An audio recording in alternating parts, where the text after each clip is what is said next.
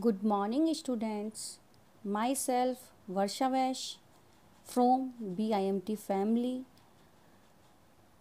Subject है teaching and learning और topic है डायग्नोस्टिक्स एंड रेमेडियल टीचिंग, निदानात्मक एवं उपचारात्मक शिक्षण। Meaning of diagnostics teaching. Diagnostic निदानात्मक शिक्षण का अर्थ है, निदान शब्द का शाब्दिक यानी कि लिटरेचर अर्थ है मूल कारण या रोग निर्णय की मूल समस्या क्या है।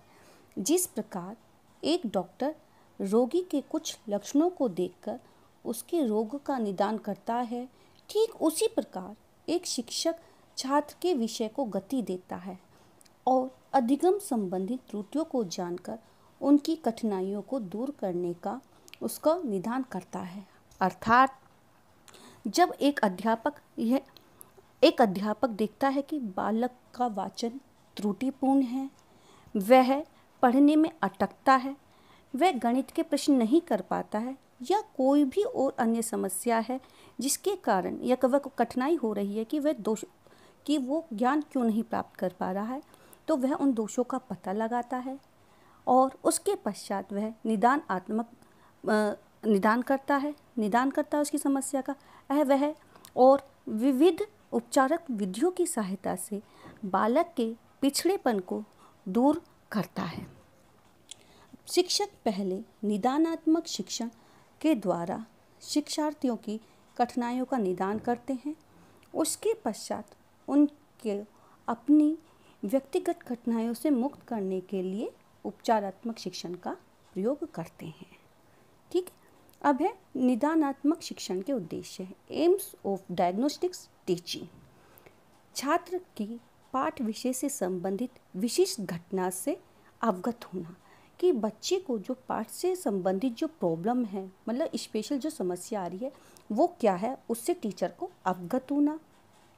छात्र की पाठ्य विषय से संबंधित स्वाभाविक या जन्मजात कठिनाइयों का ज्ञान प्राप्त करना कि वो जो उसको पाठ्य से संबंधित जो प्रॉब्लम है वो नेचुरल है कि भाई ये चीज़ होती है सब्जेक्ट में, या उसको जेनेटिक यानी कि जन्म से भी प्रॉब्लम बाय बर्थ है। निदानात्मक शिक्षण के क्षेत्र फील्ड्स ऑफ डायग्नोस्टिक्स टीचिंग।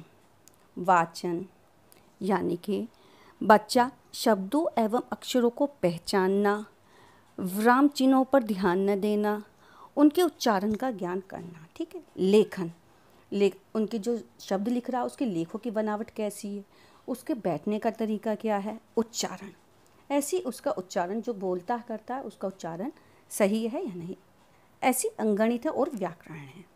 निदानात्मक शिक्षण के साधन कि भाई हम इसको कैसे सॉर्ट आउट कर सकते हैं, कैसे निरीक्षण, बालक के व्यवहार का निरीक्षण करके, साक्षात्कार, बालक की कठिनाइयों का साक्षात्कार करके, संचित अभिलेख, हर स्कूलों में बच्चे का कहीं प्रतिदिन, कहीं वीकली, कहीं मंथली, कहीं वार्षिक रिकॉर्ड्स होते हैं। अब उनका हम अवलोकन या निरीक्षण करके बच्चे की प्रॉब्लम का हम ज्ञात कर सकते हैं। नोट, इन शिक्षण का प्रयोग यानी कि निदानात्मक एवं उपचारात्मक शिक्षण का प्रयोग जो होता है छोटी कक्षाओं के लिए किया जाता है। अब हम आते हैं रेमेडियल टीचिंग अर्थात उपचारात्मक शिक्षण। उपचारात्मक शब्द औषधि शास्त्र से लिया गया है। जिस प्रकार एक डॉक्टर व्यक्तियों के विभिन्न रोगों का उपचार करके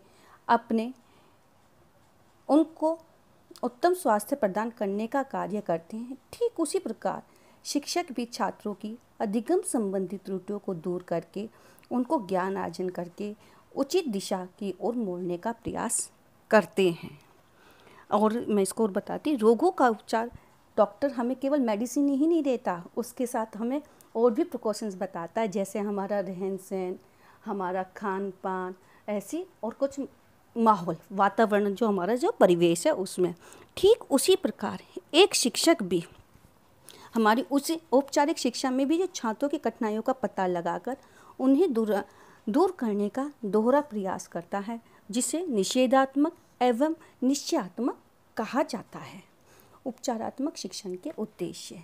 एम्स ऑफ रेमेडियल टीचिंग, छात्रों की मानसिक उलझनों को समाप्त करना, बुरी आदतों को दूर कर अच्छी आदतें डालना, छात्रों के व्यक्तित्व का विकास कर उन्हें प्रोत्साहित करना, छात्रों के चरित्र एवं मनोबल को ऊंचा करना।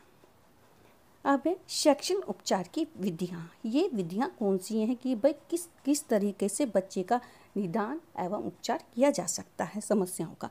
पुरानी पद्धति से तात्पर्य है कि अभ्यास यानी कि वाचन संबंधी जो होती है, जो पुराने समय में भी यह पद्धति प्रचलित थी कि जो भी बच्चे वाचन से संबंधित प्रॉब्लम है उसको हम अभ्यास द्वारा उसको दूर कर सकते हैं। सामूहिक निराकरण से तात्पर्य है कि अगर कक्षा में सभी बच्चे मोस्टली त्रुटि करते हैं तो सामूहिक कक्षा में ही उस समस्या का निराकरण करा जाना चाहिए। उपचार गृह, मनोवैज्ञानिक और जीव वैज्ञानिकों ने भी कहा है अगर बच्चे को अनुकूलन वातावरण में रखा जाए तो उसका समस्या का भी समाधान हो सकता है। व्यक्तिगत रूप से छात्रों का उपचार, यानी कि पर्सनली उस पर ध्यान देकर भी हम छात्र की समस्या का उपचार कर सकते हैं। उपचारात्मक शिक्षण की सफलता की जांच।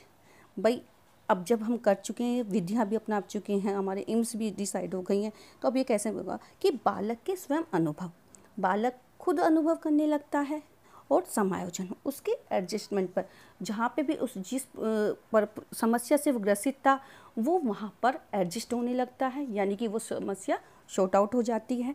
अशुद्धियों में कमी होने पर जो वो प्रॉब्लम कर रहा था वो उसकी अशुद्धियाँ कम और धीरे धीरे वो समाप्त हो जाती हैं। उपचारात्मक शिक्षण के क्षेत्र, फील्ड्स ऑफ रेमेडियल टीचिंग, इसमें है वाचन और लेखन। कौन से हैं? वाचन और लेखन। वाचन से संबंधित है शब्दों एवं अक्षरों को पहचानना, विराम चिन्हों पर ध्यान रखना, उनके उच्चारण का ज्ञान रखना। अब है लेखन, बैठने का ढंग ठीक करना, कलम ठीक ढंग से पकड़ना, अक्षरों की बनावट पर ध्यान देना। ठीक है।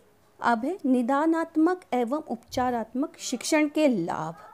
छात्रों के benefits of diagnostic and remedial teaching.